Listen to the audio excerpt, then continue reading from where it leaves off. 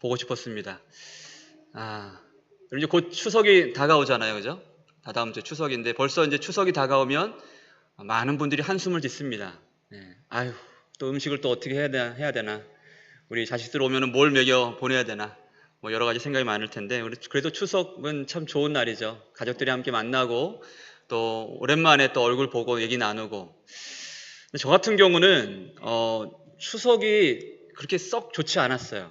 제가 이제 신학을 하고 전도사가 되고 나서 가족 모임에 가면 항상 기승전 교회 얘기, 하나님 얘기가 돼버리는 거예요. 저 때문에. 그래서 뭐 신학교는 왜 갔더냐부터 시작을 해가지고 또 목사가 어떻다더라. 은연중에 막 계속 우회적으로 교회를 살짝 이렇게 좀 비꼬는 말도 가끔 하시기도 하고, 더러는 조금 이제 술이 좀 거나하게 이제 드신 우리 친척분들은 좀 더 진솔하게 나도 하나님 계신 건 알겠어.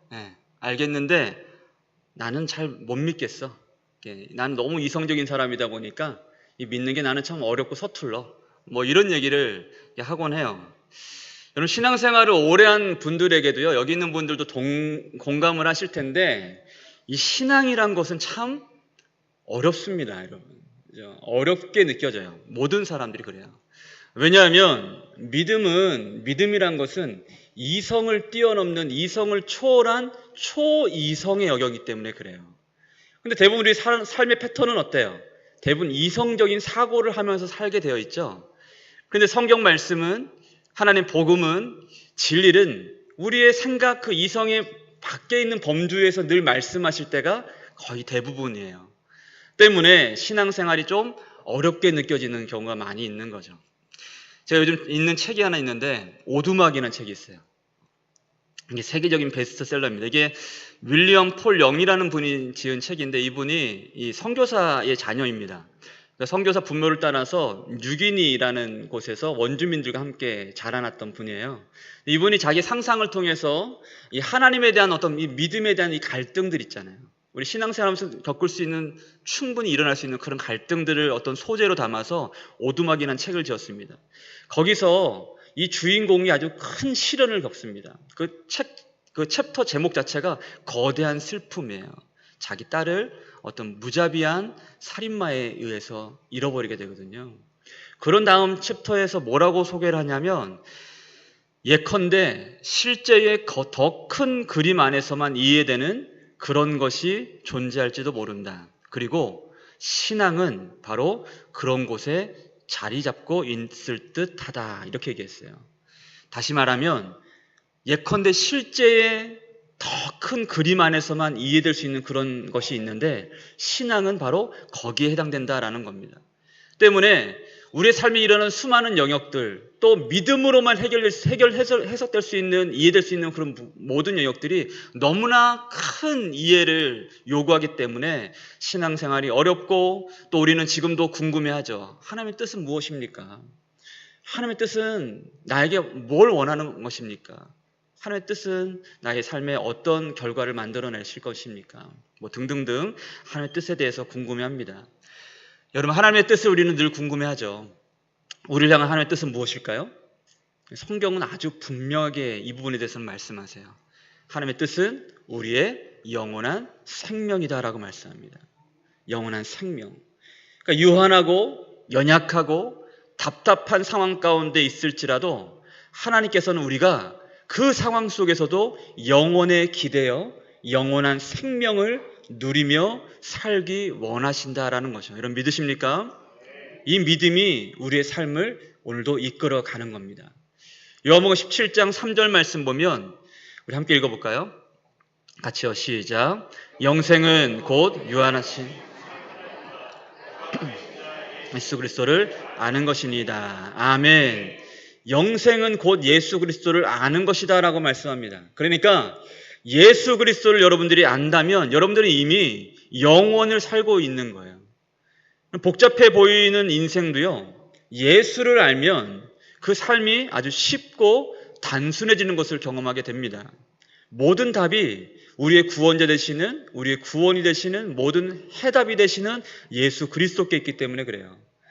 그래서 조정민 목사님이 지은 이 책에 그분은 이렇게 얘기를 합니다.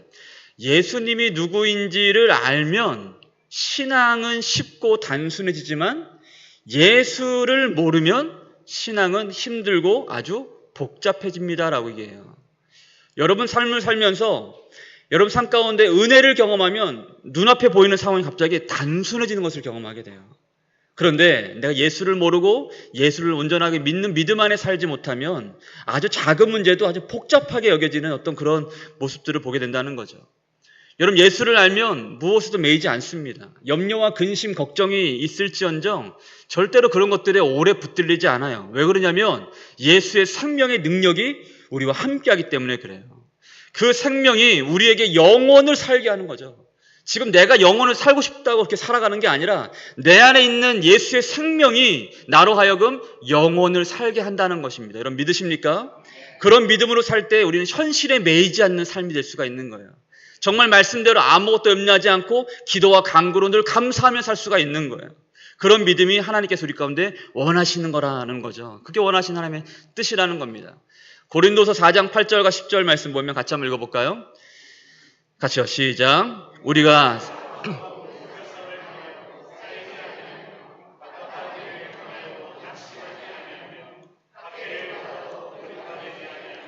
거꾸로뜨림을 당하여도 망하지 아니하고 우리가 항상 예수의 죽음을 몸에 짊어짐은 예수의 생명이 또한 우리 몸에 나타나게 하려 함이라. 아멘. 아멘. 아멘입니다, 여러분. 여러분 우리가 사방으로 우겨쌈을 당해도 쌓이지 않는다. 답답한 일을 당하여도 낙심하지 않는다. 박해를 받아도 버림받지 않고 거꾸로뜨림을 당해도 망하지 않는다. 무엇 때문에? 우리 안에 있는 예수의 생명. 예수의 생명이 그 모든 상황을 통해서 우리 가운데 나타나길 원하신다라고 말씀해요. 여러분 믿으십니까? 이와 같은 생명의 은혜가 우리 가운데 충만하길 주님은 축복합니다. 그래서 우리 교회가 제가 계속 기도하는 게 뭐예요? 행복한 웃음이 가득한, 행복한 웃음이 넘치는 교회. 저는 오늘도 기도해요. 하나님, 제게도 행복한 웃음이 넘치기를 소망합니다. 기도합니다. 아무쪼록 반복되는 여러분들의 그 수많은 아주 때로는 지루한 일상 가운데 영원을 사는 여러분 되시길 주님의 이름으로 축복합니다. 그것이 바로 하나님의 뜻이라는 거예요. 그런 의미에서 하나님은요, 오늘도 우리에게 여기 있는 모든 분들에게 여러 가지 상황을 통해서 질문을 던지십니다. 너는 영혼에 기대어 살고 있는가? 영혼을 살고 있는가? 오늘 말씀은 바로 그러한 질문과 답을 보여주는 말씀입니다. 오늘 말씀 통해서 생명 되신 예수를 믿는 믿음으로 더 가까워지는 저와 여러분 되실 주님을 축복합니다.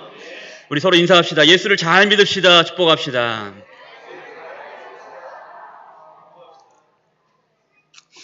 자, 오늘 말씀은 오병이어 기적, 이 유명한 말씀을 다루고 있습니다. 당시 예수님께서는 이제 디베랴라는 곳으로 가셨는데 그 전에는 이제 예루살렘에 잠깐 계셨어요. 예루살렘에서 디베랴가 상당히 먼 거리입니다. 그러니까 갈릴리가 예루살렘에서도 북쪽에 갈릴리가 있는데 갈릴리에서도 북쪽에 있는 해안, 거기에 동네 이름을 딴 지명이 디베랴입니다. 그러니까 사실이 그런 거예요. 그 바다가 있어도 그 동네마다 또 지명이 다르잖아요. 바다는 갈릴리인데 그 지명이 다른 거예요. 그래서 디베랴. 그래서 요한복음에 그 예수님께서 사도 베드로를 다시 만나는 장면이 나오는데 그가 갈릴리로 갑니다. 그런데 거기 그때 장소는 또 가이사랴라고 이게 불러요. 게네사렛. 그래서 게네사렛, 디베랴, 갈릴리 다 똑같은 말이에요. 어쨌거나 그곳에 가신 이유는 뭐냐면 디베랴 호수 근처에 어떤 산이 있었는데 아마도 예수님께서는 제자들과 그곳에서 잠깐 사역을 멈추고 쉬기를 원하셨던 것 같아요. 그런데 문제가 있었어요. 예수님을 쫓는 큰 무리가 또 예수님을 따라 붙었습니다. 2절 말씀 보면 큰 무리가 따르니 이는 병자들에게 행하시는 표적을 보았음이로라 라고 말씀해요. 요한복음에는 표적이라는 이 단어가 자주 등장을 합니다. 그러니까 사람들은 예수님을 따를 때 표적을 보고 따랐다는 거예요. 그러니까 예수님을 따르긴 따르는데 예수님이 목적이 아니었다는 거예요. 간혹 그게 꼭 나쁜 건 아닐 수 있지만 간혹 신앙과 상관없이 예배와 상관없이 간혹 교회를 방문하시는 분들이 가끔 있잖아요. 그죠? 그런 분들 선거철이나 이런 분들 보면은 예수님과 신앙이 믿음이 목적이 아닌 이분들도 마찬가지예요. 그냥 예수님이 보여주시는 표적, 자기들이 원하는 표적이 있었다는 거예요. 그들이 바라는 표적은 뭐였냐면 병에서 낫는 것, 치유의 역사, 이런 것들을 바랬습니다. 그러니까 신통하고 용한 의원이 하나 있는데 그가 예수더라라는 이런 소문을 쫓아서 많은 사람들이 예수님을 따라온 거예요. 그런데 그런 그들을 예수님이 보셨다라고 말씀합니다. 다른 복음서의 이 평행 그 본문의 내용을 보면은 그곳에서는 예수님께서 뭐라고 말씀하시냐면 그들을 보고 불쌍히 여기셨다라고 말씀해요. 그런데 갑자기 벼랑간 애꿎게도 그 옆에 있던 그 무리를 보시고 나서 그 옆에 있던 빌립이라는 제자에게 갑자기 예수님이 하소연을 하는 장면이 오늘 말씀에 소개가 됩니다. 5절 말씀 같이 읽을까요? 같이 읽겠습니다. 시작. 예수께서 눈을 들어 큰 무리로 보시고 빌립에게 이르시되 우리가 어디서 떡을 사서 이 사람들을 먹이겠느냐 하시니 아멘. 예수님 말씀하시는데 이게 참 이상해요. 우리가 어디서 떡을 사서 이 사람들을 먹일까라고 말씀하십니다.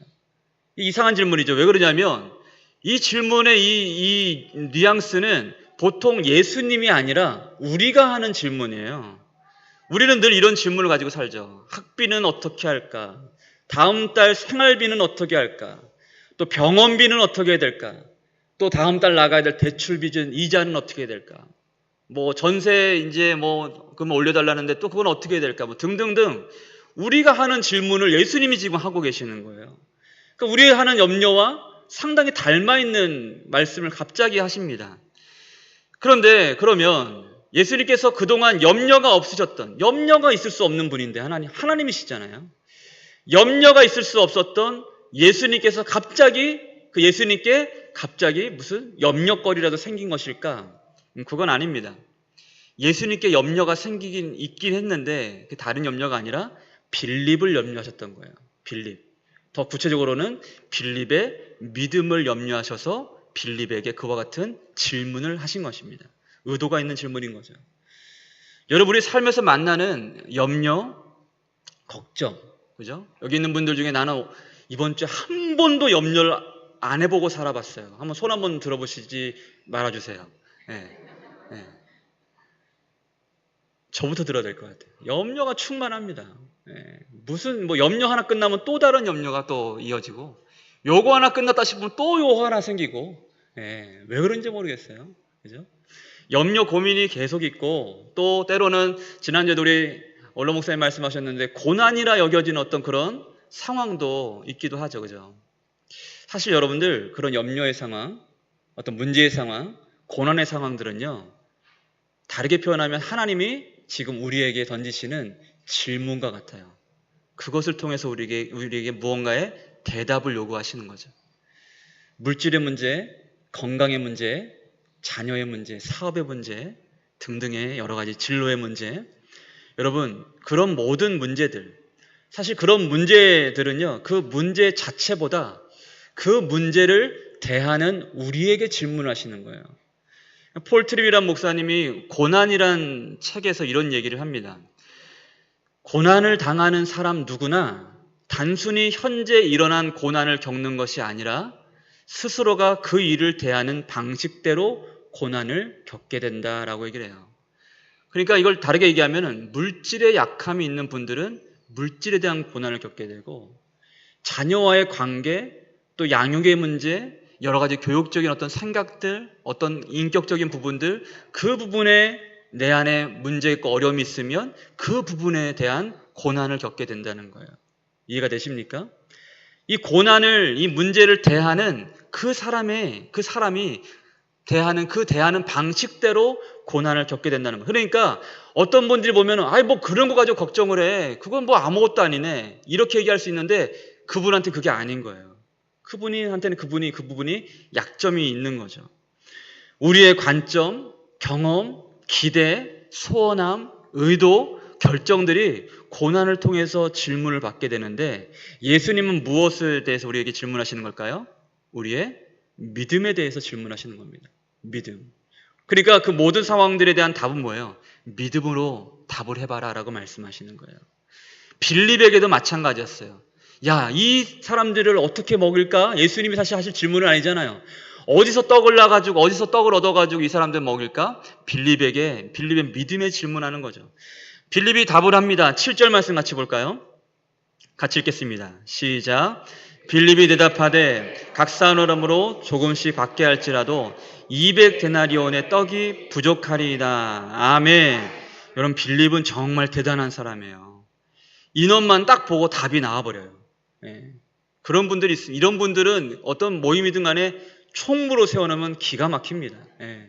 예전에 그 무한도전에서 그 정준하 씨가 정총무가 간다 뭐 이래가지고 음식을 마음껏 먹게 하고 그 음식값을 계산해가지고 그 어림잡아서 딱 맞추면 뭐 그런 프로그램이 있었거든요.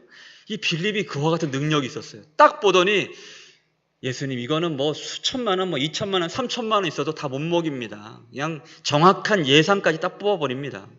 아주 합리적인 사람이었던 거죠. 그런데 질문이 있어요. 여러분, 믿음도 합리적이어야 할까? 그렇지 않죠. 서두에 말씀드렸어요. 믿음은 우리가 이해할 수 없는 그 밖에 더 큰, 더 거대한 영역에서 설명되고 이해될 수 있는 것이라 말씀드렸어요. 그래서 모든 상황이 다 합리적일 수는 없어요. 믿음이라고 합리적인 것만 믿고 따라가는 것은 그건 신앙이 아닙니다.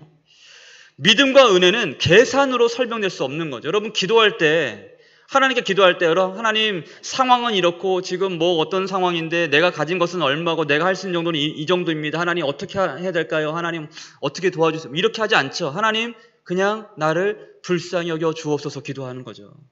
기도는 계산으로 기도하는 게 아니에요. 하나님의 긍휼을 구하는 겁니다. 하나님 나를 긍휼히 여겨 주옵소서. 나를 긍휼히 여겨 주옵소서. 그게 기도예요. 그게 기도예요. 여러분, 기도는 어떤 계산으로도 설명될 수 없는 하나님의 사랑에 호소하는 것이기 때문에 그래요. 기도는 계산되지 않는 하나님의 사랑을 믿는 믿음으로 기도할 때 그 믿음이 역사하는 힘이 많은 능력이 기도가 될 수 있는 것이죠. 여러분, 빌립에게도 예수님께서 바로 이와 같은 대답을 기대하셨을지 몰라요. 그러나 아주 실망스러운 대답이 오고 말죠. 자, 그렇다면 빌립에게 예수님이 원하신 뜻은 무엇이었을까? 오늘 말씀 통해서 두 가지로 좀 살펴보려고 합니다. 첫 번째로 예수님은 그가 불가능해 보이는 상황일지라도 예수를 온전히 믿기를 원하셨어요. 그러니까 빌립의 대답과 달리 그 옆에 있던 그 시몬 베드로의 형제 안드레라는 사람이 소개가 됩니다. 이 안드레는 예수님께 다른 답을 가지고 와요. 우리 9절 말씀 같이 읽겠습니다. 우리 잠을 좀 깨는 느낌에서 9절입니다. 같이 읽겠습니다. 시작. 여기 이 아이가 있어 물고기 2마리를 가지고 있나이다. 그러나 그것이 많은 사람에게 얼마나 되겠사옵나이까. 아멘. 사실 여러분, 빌립의 대답이나 이 안드레의 대답이나 부정적인 건 똑같았어요. 이걸 가지고 뭘 하겠습니까? 라고 얘기하는 거죠. 그런데 여러분, 무엇이 다른가요? 안드레는 예수님의 말씀을 듣고 움직였다는 게 중요한 거예요. 즉 부정적인 생각이 있었어요. 그리고 자기 경험에도 이 상황은 답이 나오는 상황은 아니었어요. 그런데 부정적인 생각과 자기 경험에 있음에도 불구하고 그런 것들에 붙들리기보다는 한 걸음 더 나아갔다는 거죠. 그게 중요한 부분입니다, 여러분. 그러다가 한 아이를 만났는데 그 아이가 가지고 있었던 그 아이가 가지고 온 도시락을 가져오게 된 거예요. 여러분, 그런데 이 어린아이가 어떻게 이 순순히 자기 도시락을 내놓을 수 있었나요? 이 아이는요, 예수님이 행하신 표적을 보고 예수님의 능력에 기대했던 거예요. 그래서 그 제자 얘기를 듣고 자기 도시락 전부를 그냥 순순히 내어줄 수 있었던 거죠. 마찬가지로 안드레 역시 예수님을 기대하는 일만의 마음을 가지고 예수님을 믿고 한 걸음 더 나아가는 결정을 했던 겁니다. 여러분, 그것이 바로 믿음인 거예요. 그것이 결국 기적의 도구가 되었다는 겁니다. 여러분, 6장 11절 말씀 다시 한번 볼까요? 예수께서 떡을 가져 축사하신 후에 앉아있는 자들에게 나눠주시고 물고기도 그렇게 뭐라고요? 그들의 원대로 주시니라. 아멘. 여러분, 사람들이 원하는 게 얼마나 많아요. 뭐 이만큼 우리 오늘 식사 공짜입니다라고 해도 이거 반찬 좀 더 가져가려고 하고 뭐도 좀 더 가져가려고 막 사람 심려 그러잖아요. 그죠? 그런데 그 작은 걸 가지고서 사람들의 그 욕심과 욕망이 가득한 그 모든 사람들의 배를, 그 채울 수 없는 배를 원대로 원한 대로 다 채워 주셨다라고 말씀해요. 그게 여러분들 기적입니다. 네. 여러분 믿음은요, 정리하면 믿음은 상황과 내 이해에 매이지 않는 거예요. 믿음은 내 상황과 내 이해에 매이지 않고 우리 상황이 어떻고 우리 교회가 어떻고 내 가정이 어떻고 우리 경제가 어떻고 앞으로의 미래가 어떻고 사회가 어떻고 이런 것들에 매이지 않고 주님께 한 걸음 더 가까이 나아가는 것, 그게 바로 믿음이라는 거예요. 여전히 부족해 보이고 여전히 연약할지라도 한 걸음 더 나아가는 것이 믿음이다라는 겁니다. 그런데 여러분 우리는 어떻습니까? 상황을 분석하는데 골머리 썩지 않습니까? 방법을 찾지 못해서 낙심하고 좌절만 하고 있지 않아요? 아니면 막연한 두려움과 부정적인 생각 때문에 아예 멈춰버리고 망연자실하고 나는 안 되라고 그냥 단정져버리고 흑백 논리로 뭐 예스 아니면 노 이렇게 모든 걸 받아들이고 나는 못해, 안 돼 이러고 모든 걸 멈춰놓고 있지 않습니까? 기도를 하더라도 안 되네 라고 다 멈춰놓고 기도도 포기한 상태로 그냥 그렇게 세월을 그냥 그렇게 보내고 있지 않으세요? 많은 분들이 그래요. 에이, 세상이 다 이런 걸 어떻게 해. 아니, 세상이 이런 걸 어떻게 해. 내 몸이 원래 이렇게 약한 걸 어떻게 해. 여러분, 부족과 결핍은 약함이 아니에요. 약함은 믿음이 없는 것이 약함입니다. 약함은요, 오히려 기적의 도구가 될 수 있기 때문에 그래요. 여러분, 약함이 우리의 결핍과 부족, 이와 같은 약함이 능력이 되게 하는 최고의 방법이 있어요. 그게 뭡니까?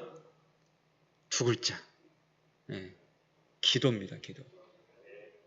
우리의 약함을 능력이 되게 하는 것, 강함이 되게 하는 것, 해답이 되게 하는 것, 그것이 바로 기도입니다. 여러분, 아시아인의 최초로서 세계무역센터 협회, 또 거기 또 국제무역기구, 세계무역은행, 뭐 이와 같은 거 총재로 또 이사회 의장으로 활동했던 아시아 최초의 아주 유능한 실력 있는 한 분이 계십니다. 지금 돌아가셨는데 이희돈 장로라는 분이세요. 나중에 한번 유튜브로 검색해 찾아보시면 좋겠어요. 한 번은 이제 장로님 이제 간증에 대한 얘기인데 한 번은 이 장로의 스케줄을 관리하는 직원이 이렇게 물었답니다. 저는 총재님이 얼마나 바쁜지 압니다. 그런데 제가 정말 이해 안 되는 한 가지가 있는데 총재님은 그 바쁜 시간 중에 매일 기도하러 교회를 가시는 걸 제가 봤어요. 새벽에 가서 항상 2시간씩 기도하고 돌아오시는데 제가 이게 궁금합니다. 총재님, 기도한다고 정말 기도대로 이루어지나요? 이렇게 물었어요. 그랬더니 이희돈 장로가 그분을 빤히 보면서 이렇게 대답을 했다고 해요. 당신이 보기에는 내가 바보로 보입니까? 기도가 응답이 안 된다면 내가 15분, 이분은 참 대단한 분이에요. 15분 단위로 자기 일정과 스케줄을 관리를 한대요. 15분 단위로 쪼개서 시간을 쓸 정도로 바쁜 내가 매일 그 아침에 가서 2시간씩이나 그것도 하나님께 온 마음과 전심을 다해서 기도할 수 있겠습니까? 기도 응답이 없다면? 일례로 이분은요, 한 번은 미국에 이제 자기 본교회가 있는데 스웨덴에 가서 어떤 중요한 회의가 있었어요. 회의를 하다가 다음날은 주일인데 나는 좀 누구를 만나보러 가야 되겠다고 하고 이제 미국으로 이제 돌아왔대요. 다른 게 아니라 자기 본교회에서 주일은만은 예배를 드리고 싶었던 거예요. 스웨덴에서 비행기 타고 날아가는데 많은 사람들이 내가 정말 중요한 사람 만난다 그래서 아, 저분이 대통령 정도로 만나러 가나 보다. 그러니 이 중요한 회의를 잠깐 멈춰놓고 미국에 다시 돌아간다 하는 게 아니라 본교에 가서 하나님 만나고 예배 드리려 그렇게 했다는 거예요. 이분이 나중에 마지막 간증의 그 부분에 이런 얘기를 하더라고요. 저도 이 글로 본 건데 중요한 사실은 제가 하나님 앞에 전심으로 예배와 기도를 드렸더니 하나님께서 저의 일을 모두 아니 그 이상으로 더 많이 해주셨다는 것입니다. 라고 고백을 했어요. 그러니까 이분이 야, 기도하는 게 진짜 수지 맞는 일이구나. 기도가 없었다면 내가 무일푼으로 미국에 와가지고 공부는 어떻게 했으며 취업은 어떻게 했으며 나 같은 사람이 또 아시아인 이 인종차별이 심한 나라에서 어떻게 뭐 국제무역기구 이런 곳에 총재가 되고 하나님이 나의 기도를 듣지 않고 또 하나님께서 나의 예배를 받지 않으셨다면 나한테 그런 일이 있을 수 있었겠는가 하고 모든 마음을 다해서 하나님께 예배하고 기도하는 일에 오롯이 힘썼다는 겁니다. 사랑하는 성도 여러분, 하나님은요, 항상 우리가 기대하는 것보다 더 큰 은혜를 주시는 분이세요. 여러분 믿으십니까? 여러분 이 믿음이 있을 때 우리는 하나님을 믿고 섬기고 하나님께 기도하고 예배하는 일에 타협하지 않을 수 있는 거예요. 여러분 우리가 믿음에서 승리하려면 우리 머릿속에 있는 그 합리적인 그 계산기부터 때려 부셔야 돼요. 계산적으로 신앙생활하면 안 된다는 겁니다. 예전에 어느 목사님들이 그런 얘기를 해요. 새벽에 나가려고 그러면 제가 이제 옛날 섬겼던 어떤 목사님은 죄송합니다. 그분 표현이에요. 어떤 미친놈이 새벽 기도를 만들어가지고 이 새벽이 너무 힘든데 나는 그런 얘기를 하셨다고 해요. 주일날 하루 종일 설교를 막 큰 교회는 1부에서 6부까지 5번씩 설교를 해요. 저기 이제 서울에 있는 큰 교회 목사님이 저하고 친한 어떤 형님이신데 그분이 저를 만나 얘기를 해요. 한 5부 예배쯤 드릴 때 되면은 다리가 후들거려가지고 원고는 말씀 다 외우고 있는데 말하기가 싫어서 설교할 때 참 성도들 미안할 때가 있다. 얼마나 힘들게 그렇게 합니까? 근데 그런 다음에서도 그 다음날 새벽에 또 나가서 말씀을 전하고 또 기도하고 이런 게 참 쉽지 않죠. 그럴 때마다 합리적인 생각이 들어오는 거예요. 너는 좀 쉬어도 돼. 잠깐 쉬어도 돼. 안 해도 돼. 오늘은 좀 푹 자도 돼. 등등등 여러 가지 계산들이 막 오는 거죠. 여러분, 신앙생활할 때 합리적인 계산기 때려 부시지 않으면 믿음의 깊은 자리에 나갈 수가 없는 것입니다. 오병의 기전은 일어나지 않는 거예요. 믿음은 뭐다? 내가 지금 생각하는 것보다 한 걸음 더 가까이 나아가서 하나님을 섬기는 그것이 바로 믿음인 줄로 믿습니다. 마지막 두 번째로 예수님께서는 빌립이 예수님을 온전히 믿기를 원하셨고 두 번째로는 영원한 양식에 대해서 알기를 원하셨어요. 이 부분은 다다음 주에 한 번 더 좀 더 자세하게 또 이어지는 내용 가운데 말씀 나눌 텐데 예수님께서 한 어린아이의 이제 떡과 고기를 가지고 축사하십니다. 축복하신 거예요. 그런 이후에 예수님께서는 사람들을 잔디 위에 이렇게 앉히십니다. 마치 이 내용이 식탁이 없는데 식탁이 차려진 것처럼 그렇게 사람들을 초대하고 계세요. 떡과 물고기를 일일이 나눠주시는데 여기서 나누셨다라는 말은 떡을 직접 손수 찢어서 나누셨다는 겁니다. 그러니까 받은 떡을 가지고서 찢어서 한 사람 한 사람 나눠주신 거예요. 사실은 다른 복음서와 요한복음 좀 다른 부분이 있어요. 다른 복음서에는 제자들에게 나눠주라 하시죠. 근데 오늘 말씀 요한복음에서는 직접 나눠주시는 내용이 소개가 됩니다. 즉 이 자리가 마치 성만찬을 나누는 그런 자리처럼 특별해지게 된 거예요. 갑자기 하나님의 은혜의 양식을 함께 나누는 소중한 어떤 코이노니아의 공동체가 이루어지게 된 겁니다. 그런데 식사가 끝나갈 무렵에 예수님께서 이렇게 말씀을 하세요. 12절 말씀 같이 읽겠습니다. 같이요. 시작. 그들이 배부른 후에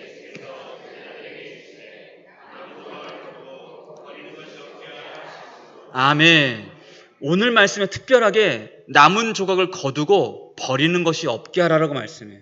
이 부분도 좀 독특한 부분입니다. 당시 유대 문화에는 음식은 하나님께 주신 선물 같은 거기 때문에 버리지 않아야 되는 어떤 그런 문화, 어떤 양식이 있었어요. 그런데 오늘 이 말씀에서는 그런 것을 의미하는 것이 아닙니다.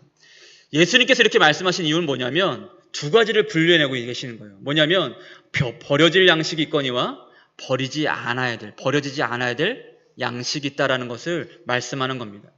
성경에서 말하는 양식에는요 적어도 두 가지 종류가 있어요. 첫 번째로는 썩어질 양식입니다. 그러니까 이 썩어질 양식이라는 것은 사실 부정적인 의미도 있지만 좀 긍정적인 의미도 있어요. 왜냐하면 사람은 또 먹고 살아야 되잖아요, 그죠? 어떤 양면성이 있는 어떤 그런 중의적인 의미가 있습니다.